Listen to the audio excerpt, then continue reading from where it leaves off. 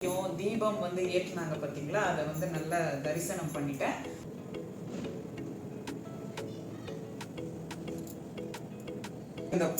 எங்க ஊர்ல வழக்கமா ஒரு பொங்கல் வைப்பாங்க. அதாவது வெள்ளையா இருக்கும். அந்த மாடி தோட்டத்துல இருந்து நிறைய ரோஜா பூக்கள், அப்புறம் இந்த மாதிரி கிருஷ்ண கமலம், இந்த மாதிரி பூக்கள். Hi friends, welcome back to my channel Raji Gowthaman kitchen. இந்த வீடியோல நீங்க கார்த்திகை தீபம் அன்னைக்கு என்னோட vlog தான் நீங்க பார்க்க போறீங்க.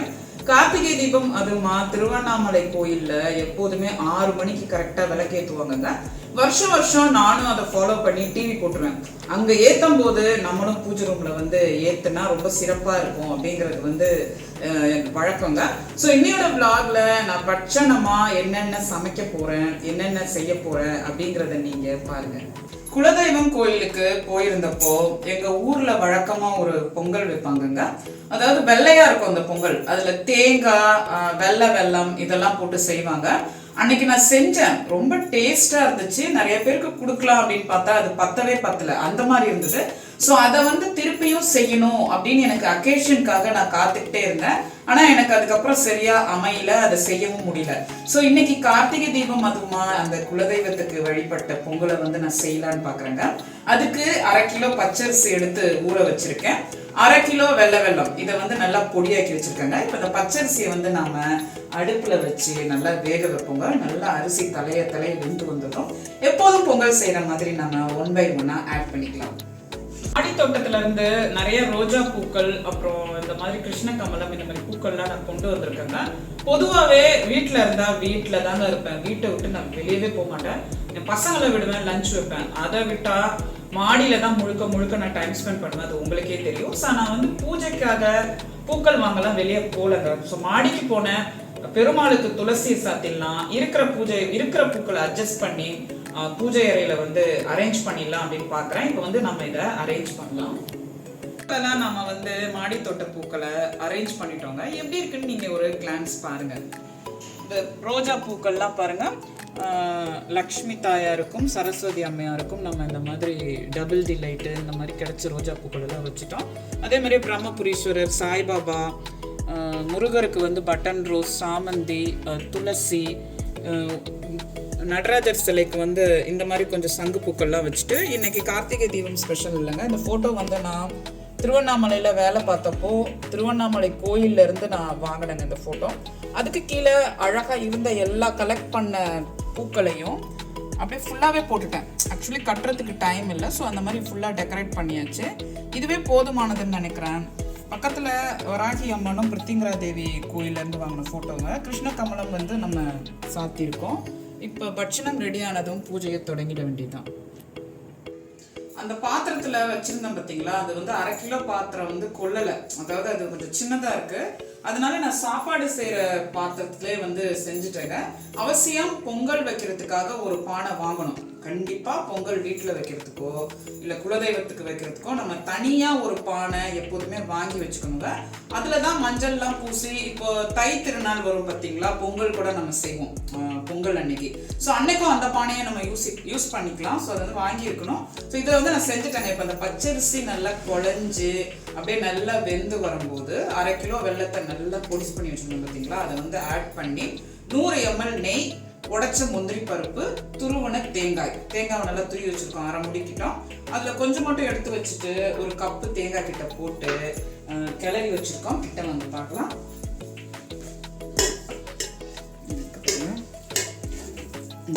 லைட்டா அடி பிடிக்கிறப்ப நம்ம இந்த நெய்யெல்லாம் ஊத்திட்டா இது அப்படியே சூப்பரா வந்துடும். இன்னும் 1 மணி நேரம் இருக்குங்க. ஆனா நான் முன்கூட்டியே வந்து செஞ்சுட்டேன். இதில் முந்திரி பருப்புலாம் பச்சையாக தான் நம்ம போட்டோம், வதக்கல. இந்த ரெசிபி அவசியம் நீங்கள் ட்ரை பண்ணி பாருங்கள். அதுக்கப்புறம் அடிக்கடி நீங்கள் இதை செய்வீங்க. இங்கே பாருங்கள், முந்திரி பருப்புலாம் இருக்குது. 50 கிராம் முந்திரி பருப்பு போட்டிருக்கோங்க. 1/2 கிலோ பச்சரிசிக்கு 50 கிராம் வந்து முந்திரி பருப்பு போட்டிருக்கோம். தேங்காவும் முந்திரி பருப்பும் எல்லாமே ஒரே கலரில் தான் இருக்கும் இந்த பொங்கலை பொறுத்த வரைக்கும். ஸோ இந்த பொங்கல் சூப்பரான பொங்கல். அடுத்ததான் நாம் மெதுவடை செஞ்சுக்கலாம். எப்போதுமே விளக்கு நான் வைக்கும் போது இந்த அட்டை மாதிரி இருக்குங்க, இதை வந்து நான் கட் பண்ணி இந்த விளக்கு கடியில் வைப்பேன். ஏன்னா எப்படி இருந்தாலுமே இந்த விளக்கு கடியிலேருந்து வந்து எண்ணெய் வந்துக்கிட்டே இருக்கும். அது அப்படிதான், அது ஒரு மாதிரி ரவுண்டாக ஃபார்ம் ஆகிருக்கும். முதல் நாள் ஏற்றுனா தொடர்ந்து 3 நாள் ஏற்றணும் அப்படின்னு சொல்லுவாங்க. அதனால நான் இதே விளக்கை தான் வச்சுப்பேன் 3 நாளைக்கு. முதல் நாள் நிறைய ஏற்றுவேன், 2வது நாள் 3வது நாள்லாம் கொஞ்சம் கொஞ்சமாக குறைச்சிருவேன். ஸோ இந்த விளக்கெல்லாம் நான் நைட்டே ஊற வச்சுட்டேங்க தண்ணியில். நேற்று நைட்டு ஊற வச்சேன். இன்னைக்கு காலையில் வந்து நல்லா சர்ஃப் போட்டு கழுவி தேய்ச்சி வச்சுருக்கேன். போன வருஷம் யூஸ் பண்ண விளக்கை தான் இந்த வருஷமும் யூஸ் பண்ணுறேன். புதுசாக போய் எதுவும் நான் வாங்கலை. ஸோ இந்த விளக்குகள் எல்லாத்துலேயுமே நம்ம மேக்ஸிமம் எண்ணெய் விட்டுக்கலாம். நிறைய விளக்குகள் என் வீட்டில் இருக்கிறதுனால கேண்டில் சொல்லுவோம் பார்த்தீங்களா, இந்த மாதிரி இருக்கும். இந்த மாதிரியும் நம்ம இந்த தீபாவளி ஃபெஸ்டிவலுக்குலாம் லைட்டிங்காக அங்கங்கே ஏற்றி வைப்போம். மெயின் விளக்கில் நெய், நல்லெண்ணெய் இந்த மாதிரிலாம் விட்டுக்கலாங்க காமாட்சி அம்மன் விளக்கில். மற்ற இடத்துலலாம் சாதாரணமாக தீபம், ஒளி, ஆயில் விட்டுட்டு இந்த மாதிரி அங்கங்கே ஏற்றி வச்சா லைட்டிங்காக இருக்கும்.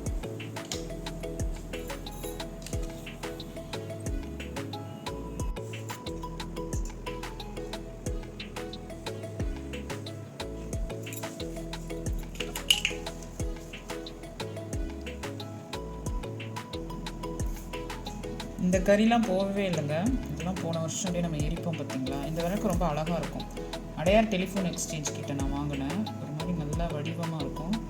விலை எவ்வளோன்னு மறந்து போச்சு. எனக்கு கிட்டத்தட்ட 3 வருஷமாக இருக்குது. இந்த எரியிற கறி மட்டும் போகலை. இதுக்கு ஏதாவது உங்களுக்கு ஐடியா இருந்தால் அவசியம் கமெண்ட்டில் பதிவு பண்ணுங்கள். அதாவது இந்த கறியை போக வைக்க.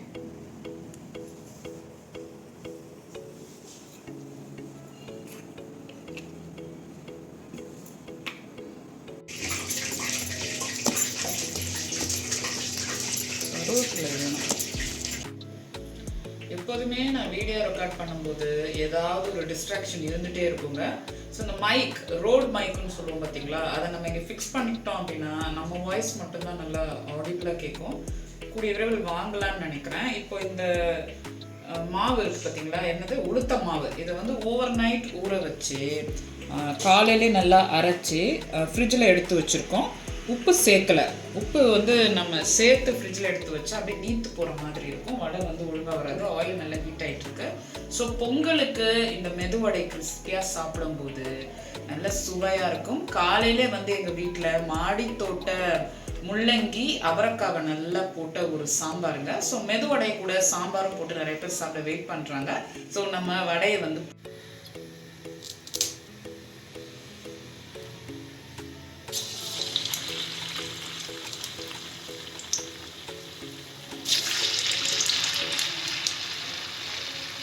பயப்பட வேண்டாம்.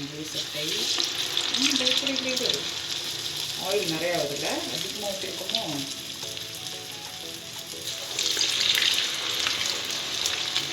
சட்டி நிறையா எண்ணெய் ஊற்றிருக்கேன்னு நினைக்கிறேங்க. அதனால் வடை போடும்போது அது ஒரு மாதிரி வருது. எப்படி சூப்பர் சூப்பராக வடை வருது பாருங்கள். அப்படி அப்படியே விழுந்துருது. இந்த தண்ணியை தொட்டுக்கிறோம், இங்கே வந்து மாவை எடுத்துக்கிறோம், அப்படியே வடையை போட்டுக்கிறோம்.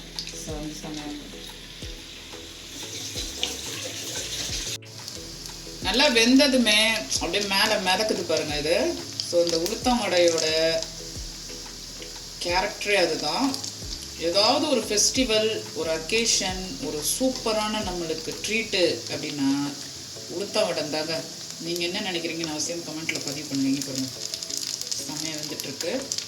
கோல்டன் ப்ரௌனில் எடுக்கலாங்க. ஆல்ரெடி வெந்துட்டுருக்கு. சிம்மில் வச்சு நல்லா கோல்டன் ப்ரௌன் ஆக்கி எடுக்கலாம். வடை சுடுற கடையிலலாம் இந்த கம்பியிலே டக்கு டக்குன்னு குத்தி குத்தி 5-6 எடுத்துருவாங்கல்ல. நம்ம ஒன்று எடுக்கிறதுக்கே தடவிட்டு கிடக்கணும். எப்படி இருக்குது இந்த வடை பார்த்தா எதுவும் தோணுதே. இங்கே பாரு, அடுத்த ரவுண்ட் போட்டுக்கலாம்.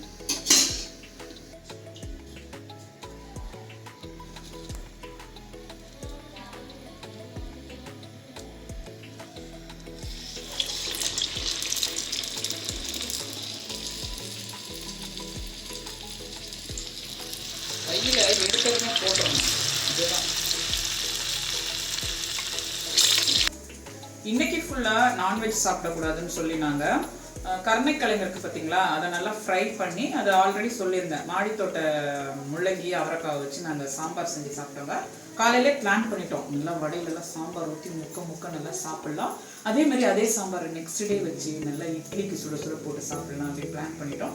ஸோ நம்ம ஒரு ஃபெஸ்டிவல் அக்கேஷன் அந்த மாதிரி வரும்போது நாமளும் நல்லா வயிற்று நினச்சி நல்லா சாப்பிட்டுக்கிறோம், மனநிறைவாக சாமி கும்பிடுறோம். ஸோ நீங்களும் கார்த்திகை தீபத்தை எப்படி கொண்டாடினீங்கன்னு அவசியம் கமெண்ட்டில் பதிவு பண்ணுங்கள், நான் படித்து தெரிஞ்சுக்கிறேன். 2வது ரவுண்ட் போட்ட வடையும் ரெடி ஆகிட்டு திருப்பி விடலாம். இந்த வடை நான் நல்லா குண்டாக போட்டேன் வேணும்னு, அதென்ன சின்ன சின்னதாக போடணும், அதனால குண்டாக போட்டேன். இங்கே பாருங்களேன், எங்கள் வீட்டில் இருக்கவங்க வந்து ஐடியா கொடுத்தாங்க நம்மளும் அந்த மாதிரி எடுக்கலான்னு. ஸோ வந்து நான் 3 எடுத்திருக்கேன், அதர்ஸ் வந்து இதுவாக போகுது. இதை போட்டுக்கலாம், தள்ளுங்க. நல்லா கிறிஸ்பியாக இருக்குங்க அது, இந்த வடை வந்து நல்லா கிறிஸ்பியாக இருக்குது. ஸோ இதையும் நம்ம அந்த மாதிரி எடுக்க பார்க்கலாம்.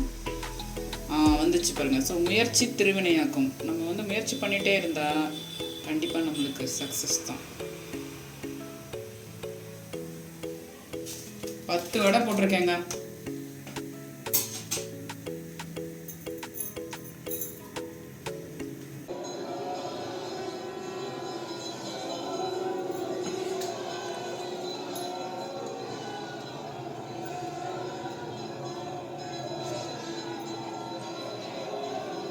அங்கேயே ஏற்றிட்டாங்க.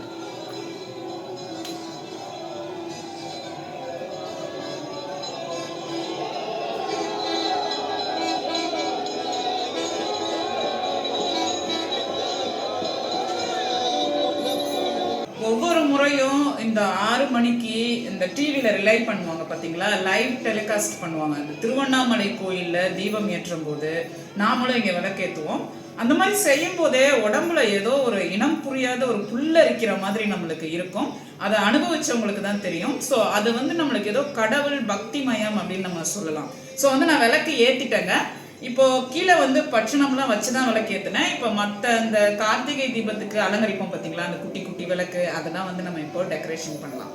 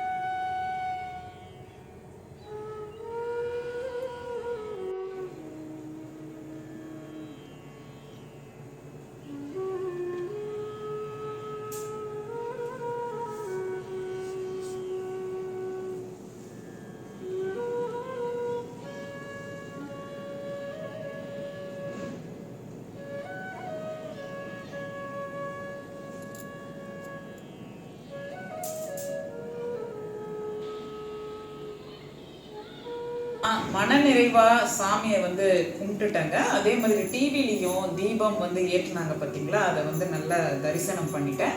நம்மளை சுற்றி இருக்கவங்க எப்போதுமே நல்லா இருக்கணுங்க. அதே மாதிரி நம்ம குடும்பத்தில் இருக்கவங்களும் நம்மளும் ஆரோக்கியமாக எந்த நோய் நொடியும் இல்லாமல் இருக்கிறது தான் வாழ்க்கையில் வந்து மிகப்பெரிய செல்வங்க.